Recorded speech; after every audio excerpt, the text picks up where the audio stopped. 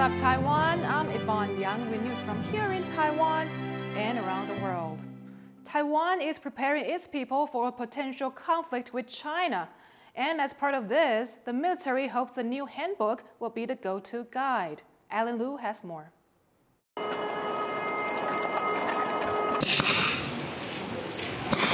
What would you do if war broke out?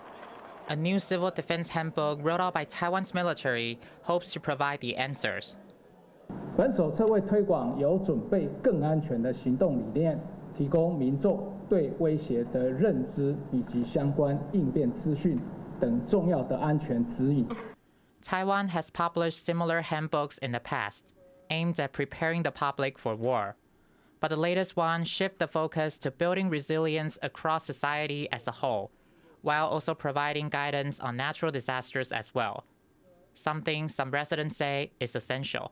我觉得他有考虑到战争跟一些避难工具的一些必要性。那我觉得基本就够了，因为逃难是带最基本的东西去逃嘛。那可是如果平常没有这样的知识输入的话，你可能不知道危急来的时候要怎么去应变。在天灾这方面啊，地震什么的，我觉得我们台湾教育做得非常的好。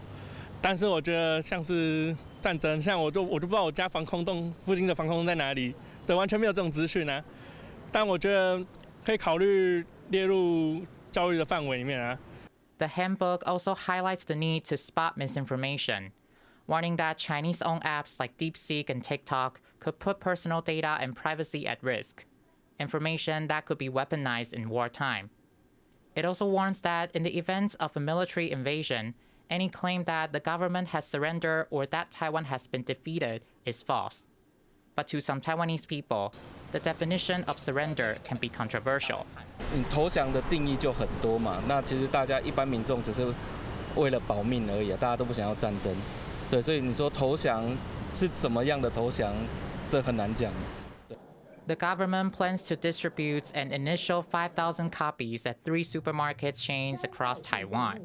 An online version will also be available. While Taiwan hopes conflicts never comes, the handbook is a reminder that readiness begins with a plan if it does. Ethan Chen and Alan Liu for TaiwanPlus. Taiwan's foreign ministry has condemned Beijing after reports that China's ambassador to Denmark attempted to expel Taiwan's representative from an event in the country. 外交部要强烈谴责中方人员这种试图打压我国与他国正常互动的粗暴、卑劣行径，而面对这种战狼外交的蛮横作风，不但是毫不尊重主办方，更无视出席国际活动所应该有的基本礼节，并且完全背离国际社会的文明素养。The diplomats were attending an event in February celebrating the Japanese emperor's birthday. Taiwan's representative to Denmark, Robin Zhen, told Taiwan's central news agency that when China's ambassador noticed he was there, he asked the host to remove him. When they refused, the ambassador left in anger. Taiwan has thanked the United States after its de facto embassy reportedly backed a statement accusing China of distorting World War II-era documents to claim the country. 外交部要感谢并且欢迎美方对中国扭曲二战的相关文件言论进行的驳斥，特别是公开明确地重申美方对台湾的政策立场，驳斥中方虚假不实的论述，以及再次展现对台湾国际参与的坚定支持。China uses World War II-era documents to argue that Taiwan was returned to China after the conflict.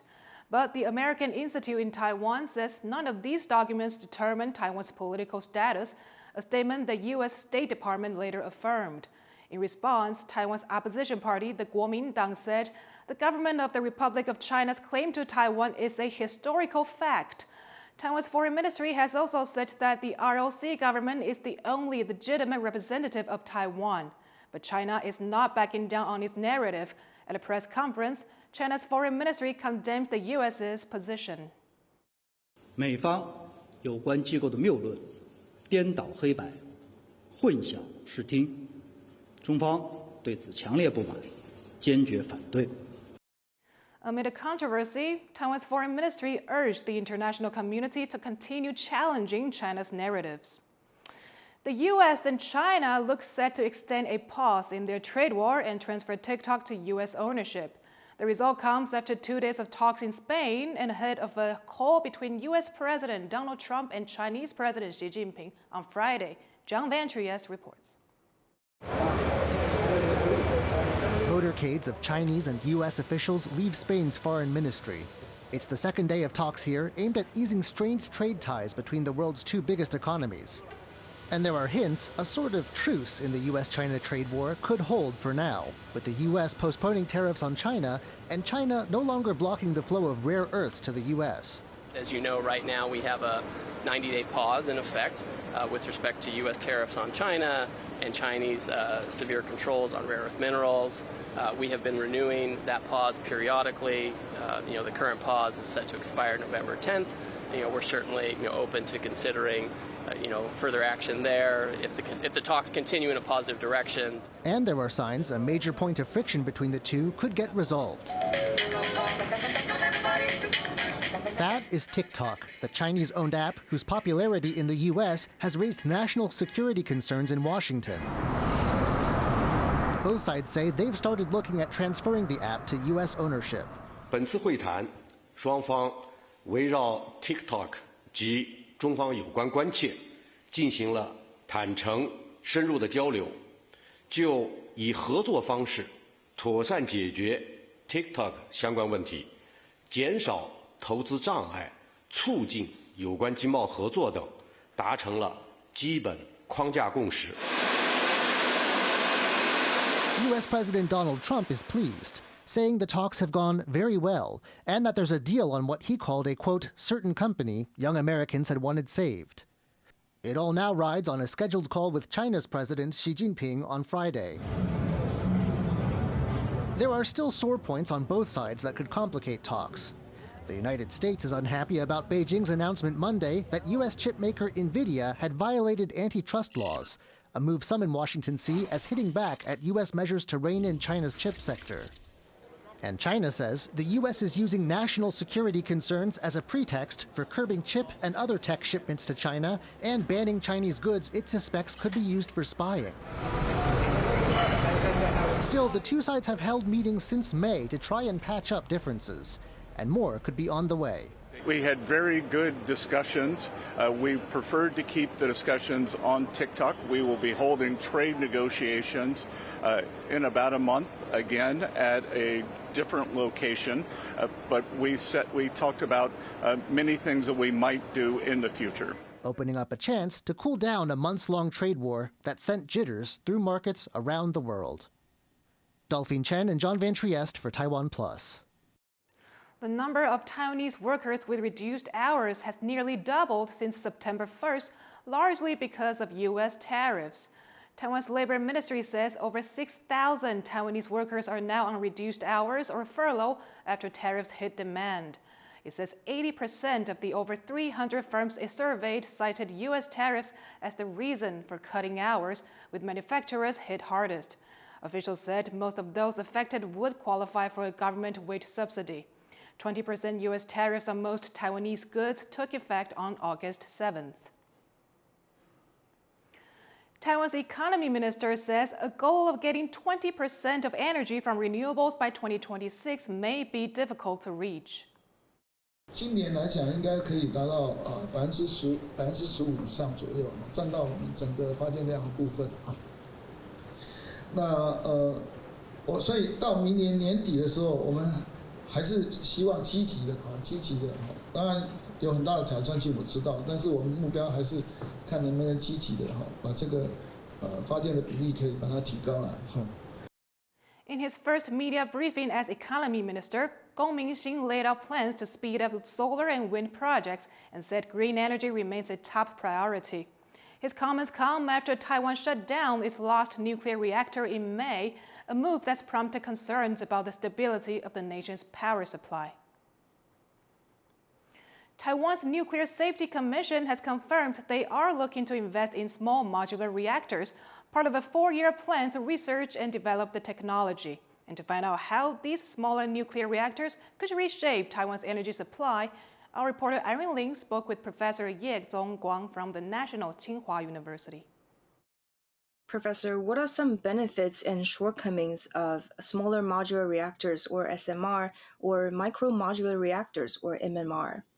If these reactors encounter accidents such as loss of coolant accidents, the cores of these reactors can be cooled down by just air.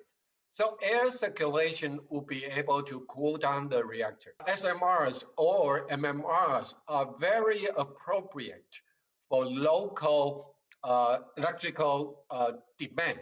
For example, TSMC. For each fab, they can have one small modular reactor with 300 megawatt output to be the electricity source of the fab.